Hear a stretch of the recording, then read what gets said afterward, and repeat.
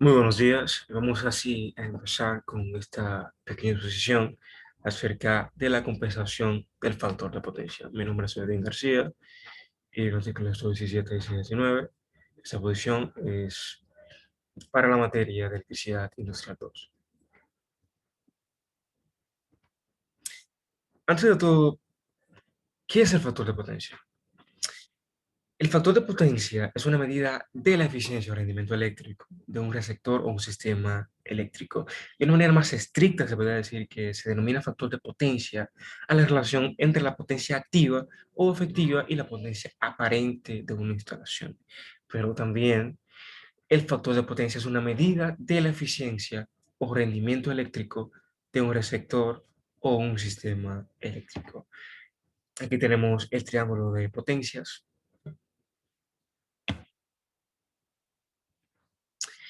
El factor de potencia, como dije anteriormente, es una medida de la eficiencia o rendimiento eléctrico de un receptor. Aquí vemos cómo la potencia absorbida de la red se convierte en una potencia útil a través de esta bomba, como representa aquí esta pequeña ilustración. La compensación o corrección del factor de potencia, eh, a lo que se llama compensación o corrección del factor de potencia, es cuando cambiamos el ángulo inicial por otro mejor o más bajo. Por lo tanto, por un coseno del ángulo o factor de potencia más alto. En definitiva, si corregimos el ángulo, corregimos el coseno del ángulo y corregimos así el factor de potencia. La corrección del factor de potencia o compensación del factor de potencia, para mejorar el factor de potencia, para mejorar este, consiste en instalar condensadores en las instalaciones para llevar el factor de potencia o coseno del ángulo lo más próximo a la unidad.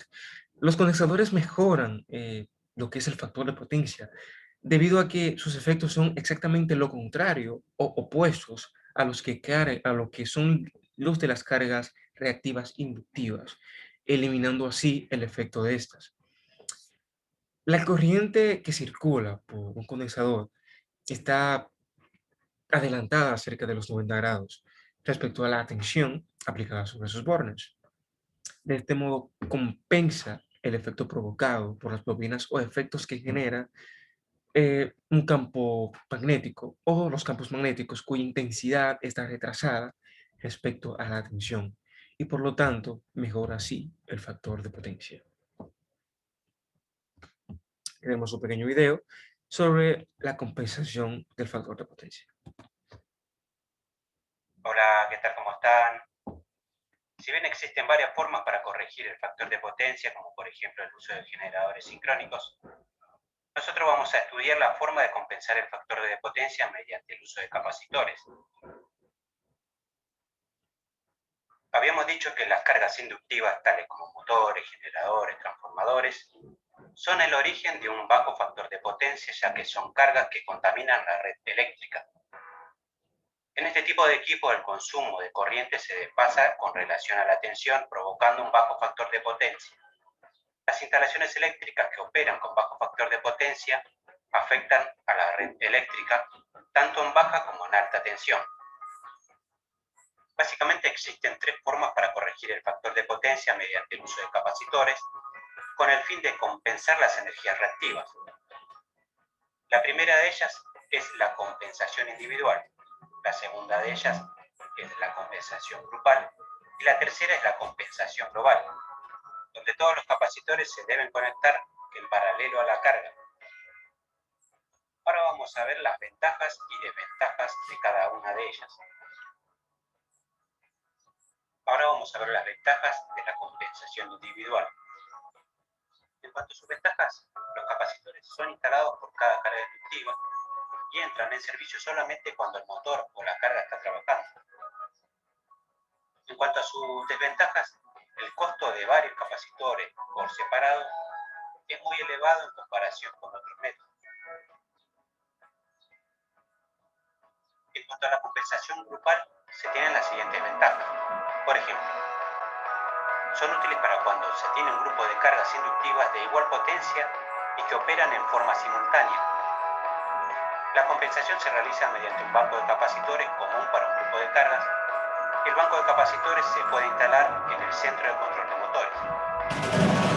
En cuanto a sus desventajas, la sobrecarga no se reduce en la línea principal, sino a una sola sección. La compensación global es la solución más general para corregir el factor de potencia y tiene las siguientes ventajas. El banco de capacitores se conecta en la acometida